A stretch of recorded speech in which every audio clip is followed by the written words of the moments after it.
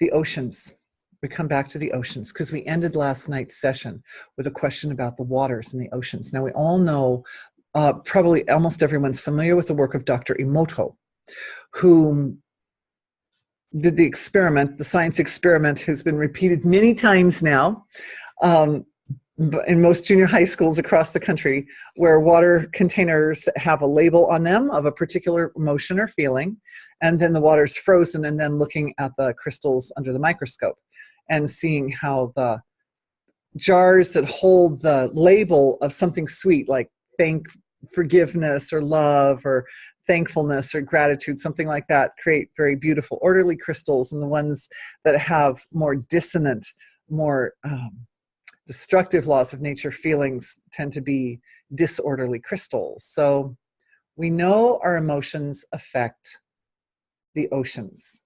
Ooh, our emotions affect the oceans. But what is that emotion, that one? We look for that one emotion because we're a big, powerful collective in this healing. So what is that one emotion that would go to the oceans to support the highest health of the oceans? And last night I was thinking that when I was going to bed, thinking, God, the oceans are so big. And I'm kind of doing like a remote scanning through the oceans of like, what are some of the issues that the animals are having and how do they function? And there are all these mind-blowing things about like the way they perceive reality is so different from human perception and so forth. Like how can we as humans actually promote a healing? But then it became evident that it's actually very simple.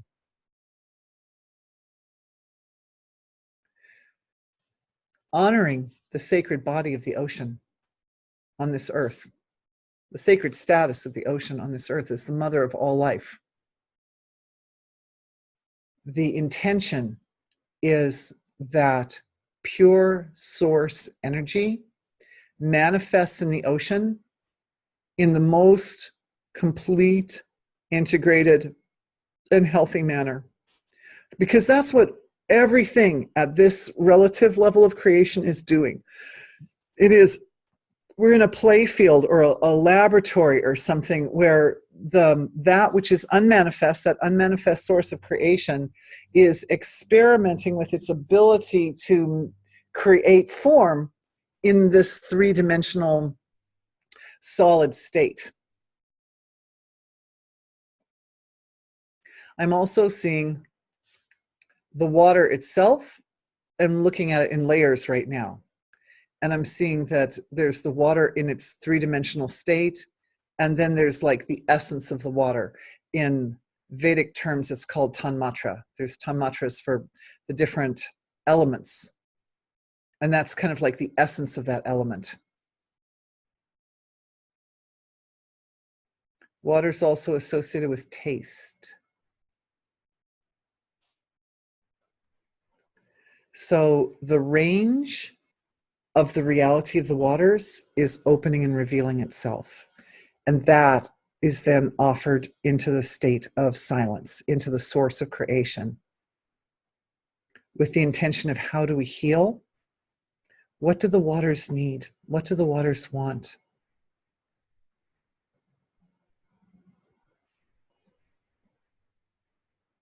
So I'm seeing a twofold condition in the waters.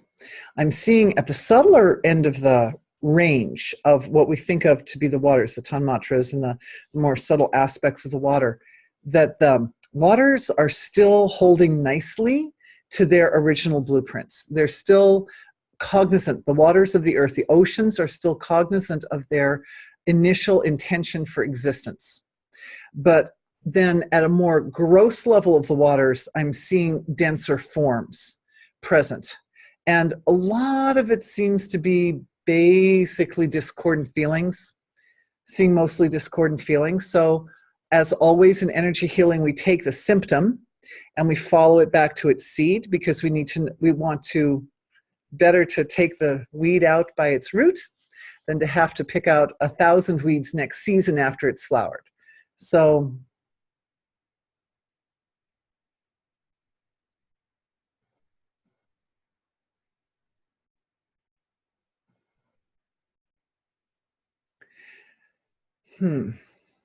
So there's this element of the oceans being the dumping ground, and this energy is responsible for these discordant feelings. In our own bodies, the dumping ground is the colon. It's also the lymphatic system, right? So this area of our bodies, it needs to be, we need to restructure. We're restructuring now down at a deeper level. This we would call, if we're the attitude or the idea, the belief that it's like a dumping ground, would be at an astral level. So I'm also looking at the interface between the astral field, the web of life, and the oceans, and seeing how the web of life looks in the waters as opposed to how it looks out here where we are. You'd think I would have done this ages ago, but I didn't. I'm doing it now for the first time. I'm so used to working with people, right? So often, or at least forms that are residing more in this airy environment, not so much in the waters.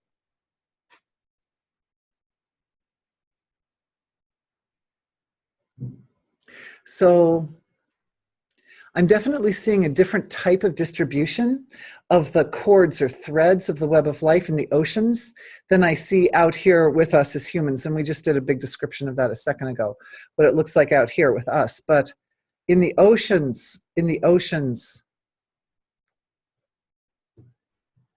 they're like there are finer spaces. With us as humans, at the causal field of creation, we create we've portioned off segments of the causal field, and some of these portions that we create are really big. But in the oceans, the tendency is there's more of a cognizance of the shared reality in the ocean. All the beings that live there are much more clearly aware of being all part of the same system and all sharing their realities together. Oh, and one of the things I noticed was, like, God bless the dolphins, they have two brains, right? So for a dolphin, when one side of the brain is in waking state, the other side of the brain is in sleep state, then it switches off.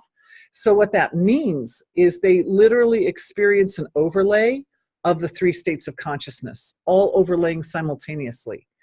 They're experiencing waking consciousness at the exact same time. They're also experiencing dream state of consciousness, or they're also experiencing sleep state of consciousness. So you can imagine, maybe you can imagine that integrates the type of closeness that we have in dream state of consciousness with all the other beings, because there's an overlap in dream state. Even though dream states, the reality of dream states is very malleable, we actually share common realities in our dream state, but it's like there's a lot more room for manipulating details. There's more room for manipulating details of the reality in dream state than there are in sleep state. So, in waking state. So what it means is, for the dolphins, even waking state seems more malleable. Anyway, the shared reality there allows for, I would say, smaller areas, smaller segmentation of the causal field. Also, it seems as if I'm digging back to the seed here, right? Because I'm always looking for the karma that's behind it. So I'm looking for that. Where's that karma? So that's why I'm looking at the way the field, the astral and causal fields construct themselves in the waters and the oceans.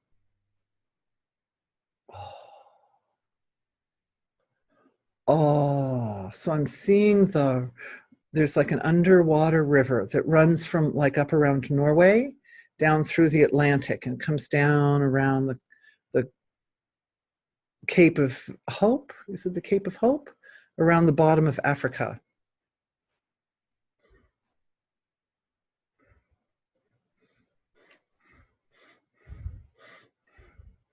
So there's fear in the causal realm.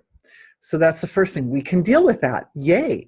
Our collective can deal with that. So we're going in and clearing fear from the waters, from the causal realm. It's carried it gets carried a little bit or spread around through this river that moves around. It goes around Africa, and then it goes around the India and Asia, and then comes back up the Pacific. It's a really big flowing form right there. Really big naga wrapping itself around the earth right there. And the elimination of fear is not just an abstract concept. The elimination of fear is founded, it has a foundation. And the foundation is the revelation that came out of yesterday's session, which was that because remember, we're getting rid of karma basically, and karma sitting in the causal field as fear. So that karma is like a fear-related karma in there that's affecting this great snake-like being that wraps around the world's oceans. This understanding the truth, being the one leg of Dharma which one can lean on and it will not crumble under our weight, can be used to bolster or uphold the other three legs of Dharma. And so just the review, and I have my paper, but there's some Vedic names for these, but basically truth, that's the one that's bolstering. And then it's upholding purity, austerity, and compassion. Purity, austerity, compassion. What? Kindliness? Cleanliness. Oh, did I not say it? Thank you. So, oh, did I say it twice? Austerity, cleanliness, purity. Purity and cleanliness, same thing. Pardon? Sanskrit, shawach for purity, sattva, tapas, shawach, and ahimsa. And ahimsa. Austerity. It's tapas. There are Vedic terms for these forms. Thank you. All right.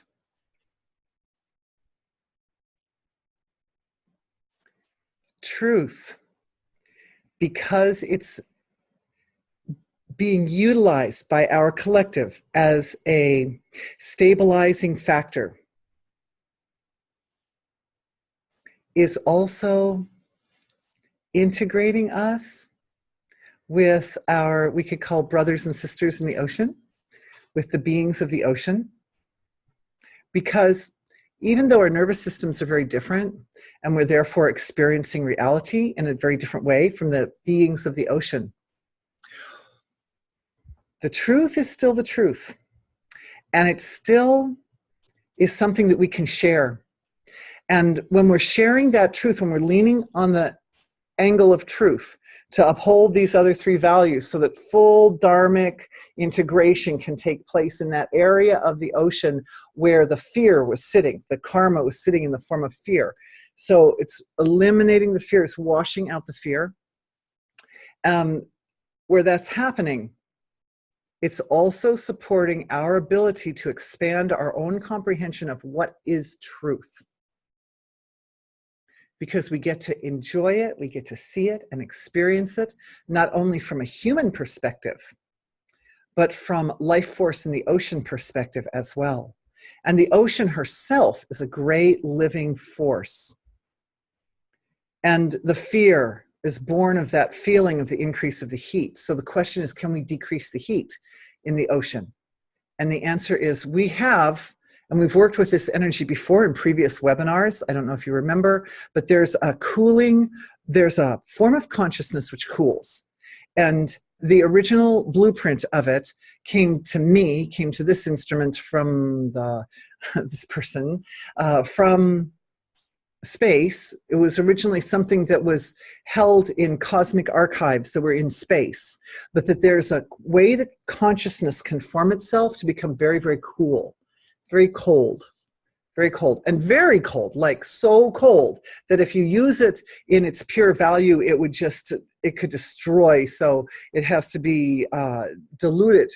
It has to be diluted. So that cooling quality, that capability of consciousness to cool, is being offered into this situation, into the field of being, so that the source of creation can look at that and decide exactly how to dilute it, exactly what quantities. Does it need to be flavored in some particular way? Does it need to be modified in order to accommodate the needs of the ocean?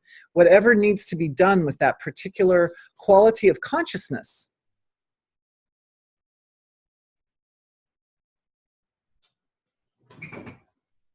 It's definitely related to the awakening of beings all over the earth. And I think we've talked about this in the past, that not just humans not only is there kind of a big awakening going on with human beings all over the earth, but the awakening extends to all things of the earth. So the cooling is related to the effect that takes place in the mind when waking awareness, with conscious awareness, transcends thought and settles into the source of creation. It's a cooling. There's a cooling there. Becomes less active. So the cooling is blessed, you could say. The cooling quality of consciousness is blessed by the mother of creation as it's given to the oceans, so that the beings of the oceans experience it as their own minds transcending.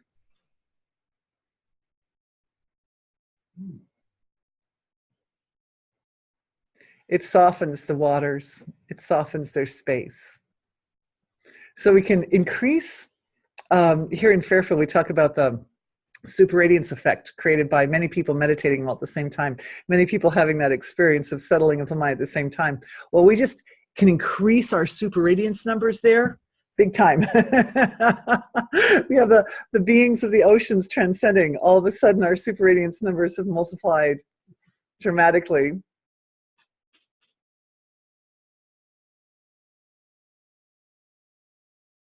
I'm seeing two things happening. I'm seeing some of the beings of the oceans saying to me that it's increasing intelligence in the heart chakra areas of their bodies, but for a lot of them, they're actually experiencing digestive anomalies, which has never happened to them before. You know, a lot of the animals just naturally have a tendency to stay like healthier generally, but they're ingesting materials in the waters which haven't been suitable to their nature. Plastics, yeah. And so we're seeing animals, ocean animals, who are having digestive problems. And so the question is if their ability to transcend will support their ability to process their experience, because digestion's all about processing experience. I'm feeling a lot of compassion flowing right now from our group to the animals of the ocean, and support for their ability to expand their capability to process their experience.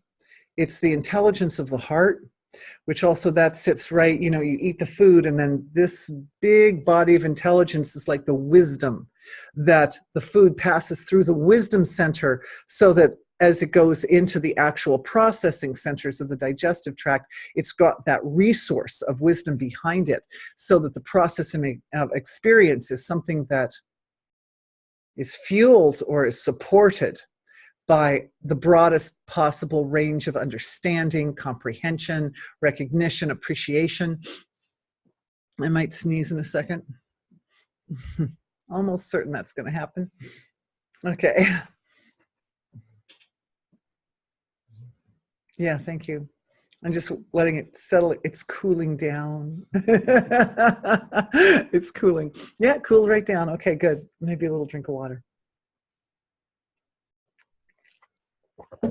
I want to go back and check in on that great big snake-like form that encircles our Earth, and by the way is responsible for the jet stream, among other things.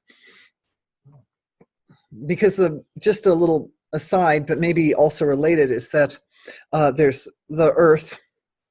The Earth, you can imagine here, has warmer temperatures around the equator and then cooler at the caps.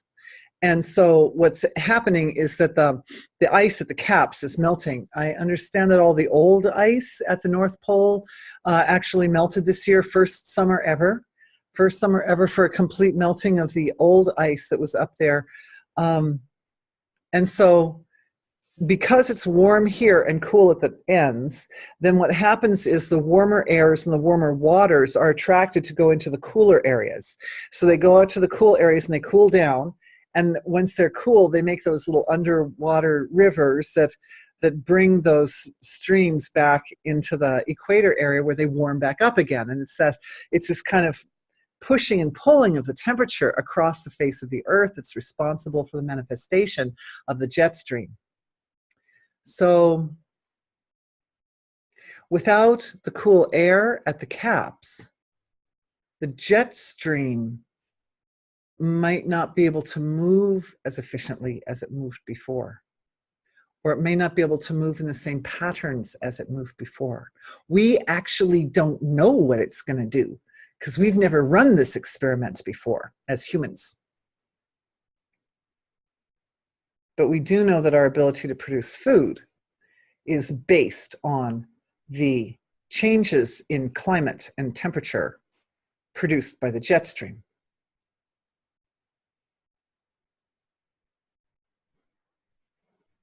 So that if we think of the jet stream as a living force, right? It's kind of like a rope-like intelligence that's encircling our Earth. What we're doing is anchored into the field of pure being. We are supporting an opening of channels of love and communication and all the four qualities of Dharma between the source of creation and that great being. We are holding, and right now we're just holding it really, really silent because we're dealing with something really big here. It's very big. So I don't even know if it's going to notice us. We're like making our little offering as humans. It's a good thing we have our families to kind of back us up, right? So we're making our offerings as families, wondering if we can extend that offering, if we can use the web of life to, and that's just getting a yes on that, to connect up with, oh, very interesting. Okay. I was going to say to connect up with other energy healers around the world who might be interested in adding their influence into ours. But what came back to me was the animals of the ocean that we just did a healing for. They are very happy to join us in this endeavor. So yeah, they're healers too.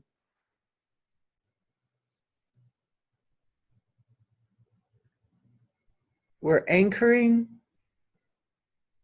to the silent source of creation and offering a flow, a dedication to maintain the open channels of flow between the source of creation and that great, massive, snake-like intelligence that wraps around our Earth. And it hears it when the animals of the ocean join us, it hears it very nicely. It hears it nicely. Oh, and this is so cool. I love them, those animals of the ocean. They happen to have ways of verbally communicating, making sounds, which are very nice, clear representations of the source energy of creation.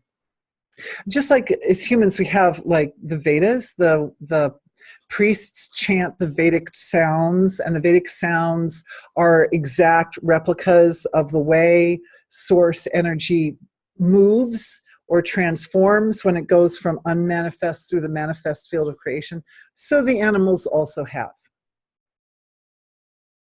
They're talking. They're talking to that great being. And their speech has the ability to clear some of those channels of where the source energy wasn't fully able to integrate with the jet stream energy around the earth. There was that fear that it could break down, that the relationship would break down. And the answer is no, it's not breaking down. It's being healed instead. It's transforming to a more efficient form. It's transforming to a new form, a more evolved form. It's basically this little problem with our jet stream is being leveraged as a tool to support an evolutionary transformation for the jet stream, to allow it to function possibly in a different manner than it has been functioning, but in an even more enlightened manner. There have been times on Earth where the whole Earth was kind of tropical. That's happened. And it didn't break the Earth. And it didn't destroy life. So anything is possible. Now the gratitude is flowing back. And I'm feeling like a glue, the gratitude is flowing, and it's creating kind of a glue-like effect between all of us small beings on the surface of the earth who benefit so deeply from the enriching flow of the jet stream with the jet stream. And as that flow of gratitude and love moves through our collective circle, I suggest to just offer it all back to the source of creation, where it will multiply, where it gets a chance to spiral out to infinity and back to the jet stream again. Because, you know, we really, I don't think any one of us as humans in a single lifetime can express sufficiently the amount of gratitude deserved by the jet stream of this earth. We all owe it a great deal of gratitude.